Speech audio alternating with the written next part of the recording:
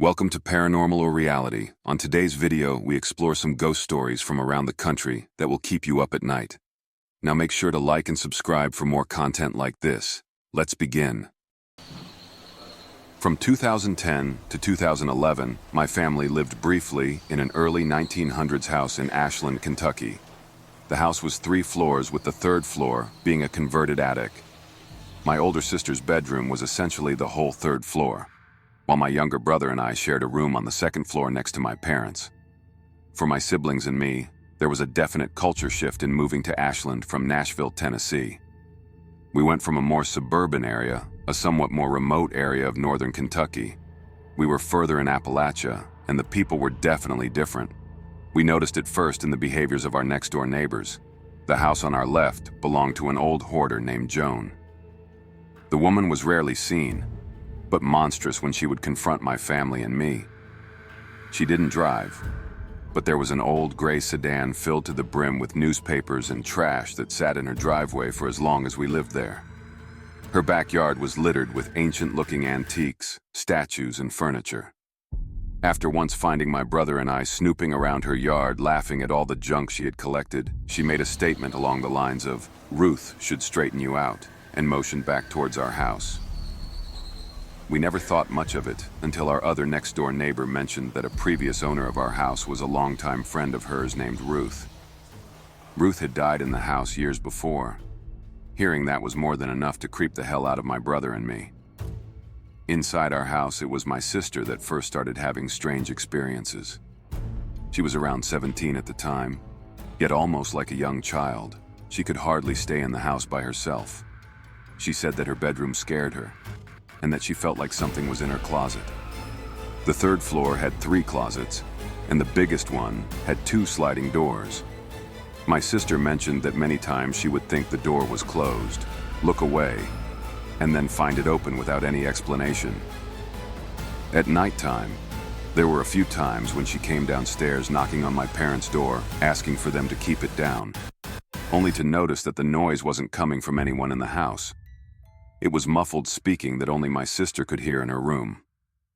After a few months, my sister became so uncomfortable on the 3rd floor that she moved into our 2nd floor guest room. My brother and I quickly begged to take the 3rd floor room because it meant more space. We didn't really know at that time how scared my sister was of the 3rd floor. Right away, I was definitely able to feel a tension in the room. I would often feel like I was buzzing on high alert for no reason. One way to describe the feeling would be that it was similar to how you'd feel moments after someone almost hit you with their car. Even after the moment is over, you can feel your heart race, your mind buzz, and your senses heighten. Almost daily, I would feel the tension in the room and start to get this overwhelming feeling. The sliding door closet was, for whatever reason, the center of a lot of the incidents I witnessed. Multiple times I watched the door slide open with no one pulling or pushing it. The floor was level, and we tested the AC to see if an air vent was causing the sliding door to blow open, and we couldn't find a connection. One night, my brother had his friend over, and they were playing with Legos in the room in front of the closet. I watched as the shut doors slammed open just behind them. The 3 of us sprinted downstairs screaming, and though my mom was able to console us, she's told me years later now that she was terrified. She fully started believing that something was in the house once she had the closet slam open in front of her. She then felt a cold rush around her shoulders and back, and panicked and left the house. About a month after that, she moved my brother and I back into our 2nd floor bedroom, and we only used the 3rd floor as a guest room. Though it's been over 10 years, I still remember being petrified of being in that room alone, even during the day.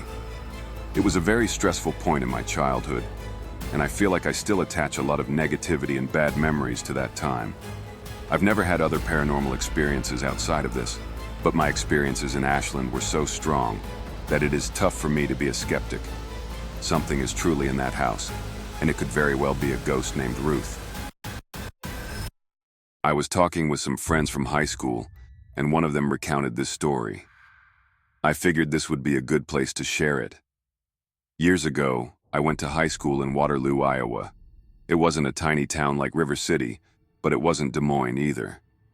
Needless to say, There weren't many things to entertain teenagers. One place we could hang out was a KFC a few miles from the school grounds. Many students held after-school jobs there, and we'd often go there, buy a bucket of chicken, some biscuits, and just hang out.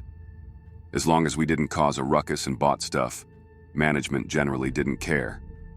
It was the afternoon of May 10th when one of my friends, Kendra, asked if I wanted to join her in visiting another one of our friends, Penn, who worked at the KFC. I was in the mood for biscuits, so I said sure. We get there and it's not super busy, but the dinner rush was about to start in maybe 20 minutes. Good time to get prime seats. I walked in, smelling the infamous 11 secret herbs and spices, and hearing the thrum of the soda machines as people got their drinks. I turned around to get Kendra's order, and she was white as a sheet.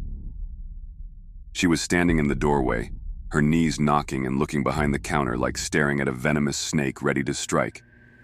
Concerned, I went back and asked, "Are you okay?" Kendra nodded and asked in a low voice, "Can we go through the drive-thru?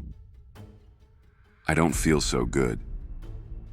I agreed, told Penn, who was looking over at us, that we would be going through the drive-thru.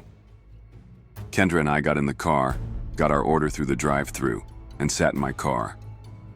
Penn came out to check on us, and we asked Kendra what had happened. She told us that she had the ability to sense ghosts. There was an evil presence in the restaurant, and it was watching them. Penn and I believed her because she wasn't the type of person to make something like that up. And since Kendra was the kind of person who responded well to humor, we made jokes about who it could be. Penn in particular said, maybe he buried his victims beneath his floorboards or something. It seemed to work, and Kendra was laughing. Although we took care whenever we went there. Years passed, and I eventually forgot about the incident.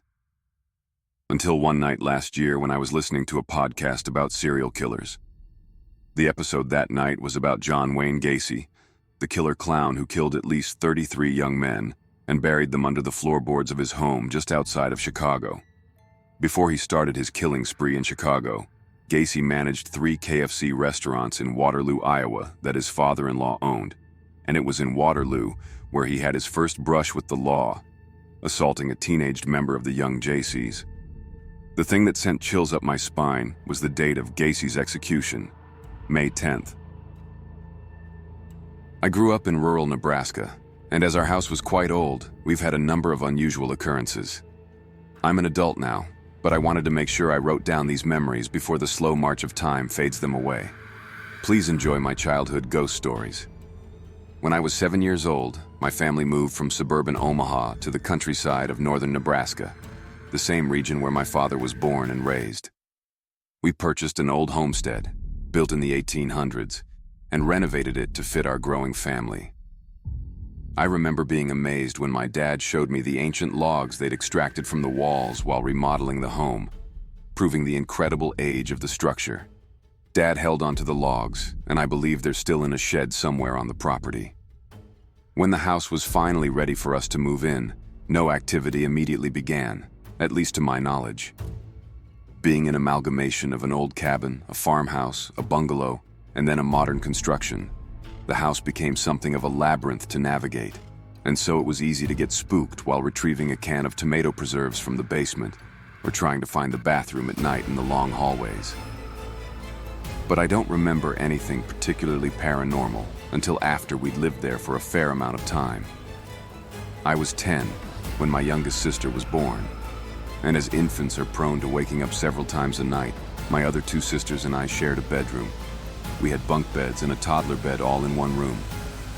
I slept on the top bunk, and often, my younger sister below me would get scared in the middle of the night, get out of bed, and ask my dad to lie down on the floor beside her until she fell asleep. He'd reluctantly comply almost every time, and so often I saw the top of my dad's head go past the top bunk as he led my sister back to bed. However, I remember one night seeing the top of his head go past my bed, and not more than a moment later, I looked over the ledge to watch my dad put my sister back in bed, only to find my sister fast asleep and my dad nowhere to be found. Initially, I was confused, but then remembered that I didn't hear any footsteps when I saw the head pass by, and my dad is a rather noisy walker, even when he's trying to be quiet. But in my young mind, I chalked it up to seeing things that weren't there and forgot about it. At least until my mom started asking me if I'd ever experienced anything odd in the house. My mother would ask me this after I reported to her that I'd seen a woman in our house that I didn't know. Because the homestead was so remote, we'd often have to rise before the sun in order to catch the bus to school. So in the dark of early morning, I'd brush my teeth and change into my school clothes, and as I was turning to leave the bathroom to get some breakfast, I saw a woman with brown hair, the features of her face obscured, dressed in a white flowing dress. I initially didn't do a double take, as I thought maybe my mom, who also has brown hair, maybe stepped into the bathroom without my hearing, as I'd left the door open while I brushed my teeth. But a strange feeling overtook me, and I did look back no more than a moment after seeing her, and the woman was gone. The apparition had completely vanished.